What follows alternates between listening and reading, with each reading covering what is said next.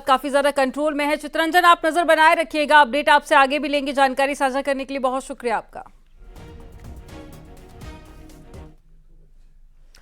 जौनपुर के बाहुबली और पूर्व सांसद धनंजय सिंह की अपील पर इलाहाबाद हाईकोर्ट में आज सुनवाई होगी। धनंजय सिंह ने सजा के खिलाफ हाईकोर्ट में याचिका दाखिल की है। जौनपुर की स्पेशल एमपीएमएलए कोर्ट ने धनंजय सिंह को 7 साल की सजा सुनाई है। अपील में सजा को रद्द किए जाने और फैसला आने तक जमानत पर रिहा किए जाने की गुहार भी लगाई गई। जस्टिस संजय कुमार सिंह के सिंगल बेंच में मामले की सुनवाई होगी। हाईकोर्ट ने अगर फैसला आने तक सजा पर रोक लगा दी तो धनंजय सिंह लोकसभा का चुनाव लड़ सकेंगे।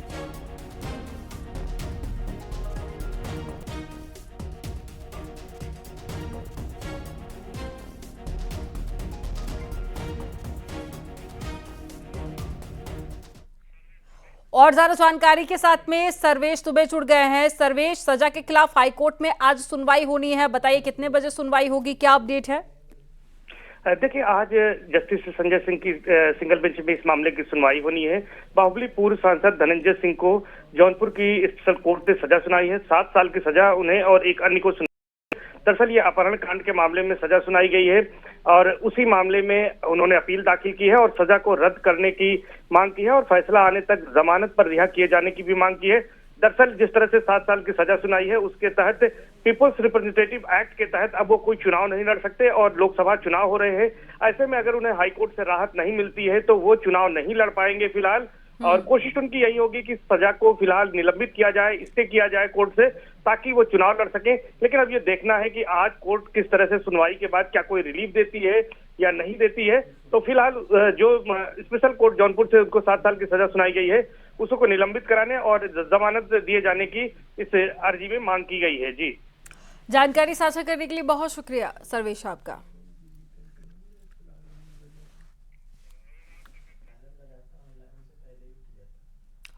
खबर मथुरा से है। एनडीए में शामिल होने के बाद में जयंत चौधरी पहली बार मथुरा पहुंचे। मोरके इंटर कॉलेज के मैदान में ब्रज सम्मान समारोह का आयोजन किया गया और कार्यक्रम में मुख्य अतिथि के रूप में जयंत चौधरी शामिल हुए। जयंत चौधरी ने महिला सशक्तिकरण पर जोर देते हुए कहा कि सरकारी योजनाओं में महिलाओं की भागीदारी बढ़नी चाहिए। साथ ही जयंत ने युवाओं को रोजगार के लिए आसानी से कर्ज मिलने को लेकर भी अपनी बात रखी।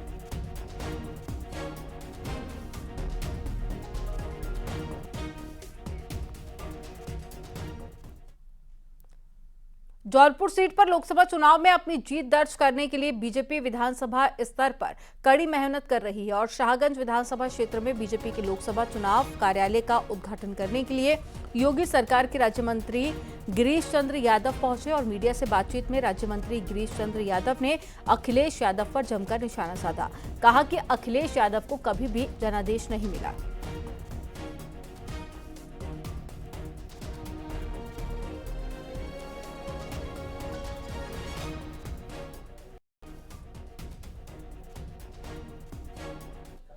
यादव को जनता नकार चुकी है। अखिलेश यादव को कभी भी जनादेश नहीं मिला।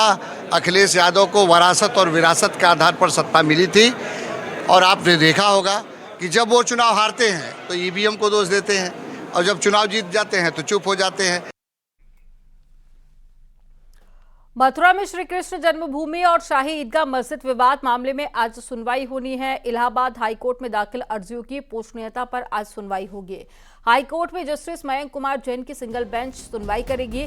सबसे पहले मुस्लिम पक्ष की ओर से बची हुई दलीलें पेश की जाएंगी और पिछली सुनवाई पर मुस्लिम पक्ष की ओर से मूल बात पर बहस हुई थी और हाईकोर्ट में हिंदू पक्ष की तरफ से दाखिल की गई याचिकाओं की पूछनीयता पर भी बहस हो रही है। मुस्लिम पक्ष की बहस पूरी होने के बाद में हिंदू पक्ष को भी अपनी दलीलें पेश करने का समय मिलेगा।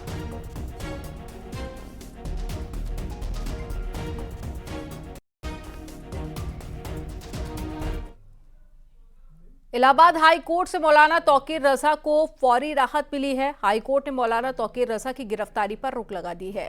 2 गैर जमानती वारंट के 27 मार्च तक अमल होने पर भी रोक लगाई गई है। हाई कोर्ट ने मौलाना तौकीर रजा को 27 मार्च या फिर उससे पहले बरेली कोर्ट में सरेंडर कर जमानत अर्जी दाखिल करने को कहा है। हाई कोर्ट ने अपने फैसले में कहा है कि सरेंडर करने पर बरेली कोर्ट कानून के मुताबिक जमानत अर्जी पर फैसला करेगी और बरेली जिले में 14 साल पहले हुए सांप्रदायिक दंगों में कोर्ट में मास्टरमाइंड भी माना था और हाई कोर्ट ने अपने फैसले में कहा है कि ये टिप्पणियां गैर जरूरी थी।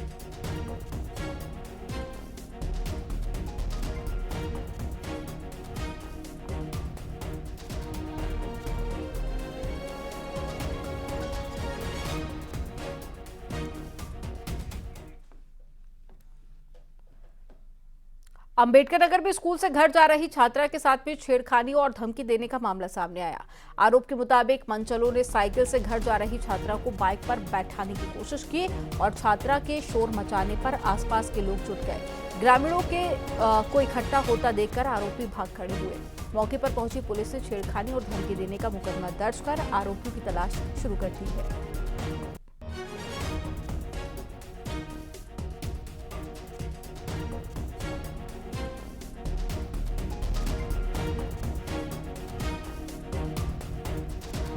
थी कॉलेज से पढ़ने के बाद वो अपने घर जा रही थी। रास्ते में शुभम और साधु दो लड़के जो मोटरसाइकिल से थे उसके साथ छेड़खानी की घटना किए, जिस पर उनकी शिकायत हुई। शिकायत पर मुकदमा पंजीकृत कर दोनों अभियुक्तों को गिरफ्तार कर लिया गया है। आवश्यक विधिक कार्रवाई की जा रही है।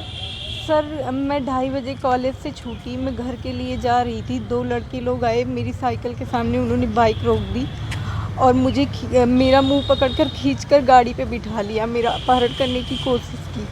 फिर मैंने चिल्लाया। 200 मीटर दूरी पर मेरे मामा थे, राशन बांट रहे थे।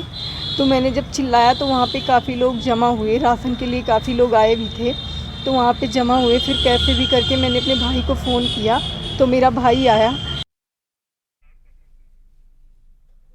हाथरस पुलिस लोकसभा चुनाव को लेकर अलर्ट मोड पर है और पुलिस की कानून व्यवस्था दुरुस्त रखने के लिए अपराधियों के खिलाफ कड़ी कार्रवाई भी प्रशासन द्वारा की जा रही है। पुलिस ने छापेमारी कार्रवाई कर अलग अलग मामलों में फरार 14 वारंटियों को गिरफ्तार कर लिया।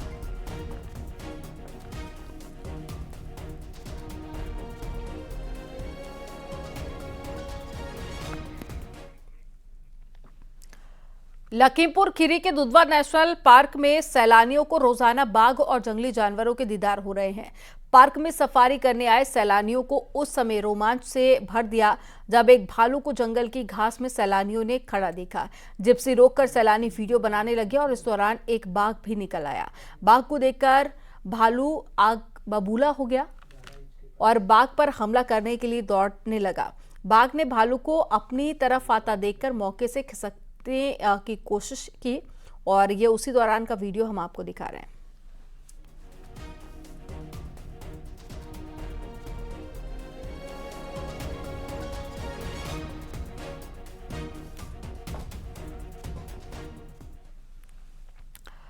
मथुरा वृंदावन में होलिका महोत्सव काफी धूमधाम से मनाया जा रहा है। आज रंगभरनी एकादशी पर श्री कृष्ण जन्मभूमि पर होलिकोत्सव मनाया जाएगा और मथुरा में आज कृष्ण भक्त रंगभरनी एकादशी के मौके पर वृंदावन की परिक्रमा करेंगे।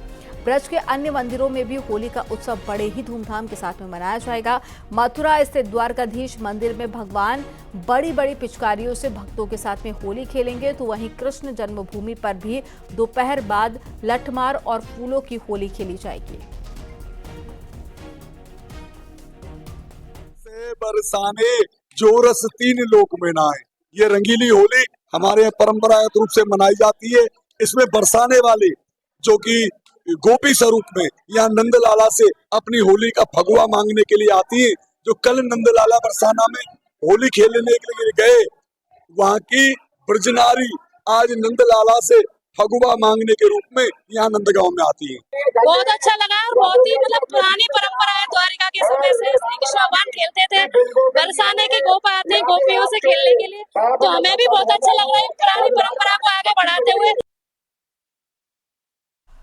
कान्हा की नगरी मथुरा के साथ साथ रामनगरी अयोध्या में भी होली के रंग उड़ने लगे हैं। प्रभु श्री राम 500 साल बाद अपने भव्य महल में विराजमान हुए हैं, तो प्रभु राम के विराजमान के बाद में अवध की ये पहली होली है। इस बार रंगों का पर्व भव्य और दिव्य रूप से मनाया जा रहा है। 2 तस्वीरें आपको दिखा रहे हैं। पहली तस्वीर है कृष्ण की नगरी मथुरा से, दूसरी तस्वीर आपको दिखा रहे हैं रामनगरी अयोध्या से।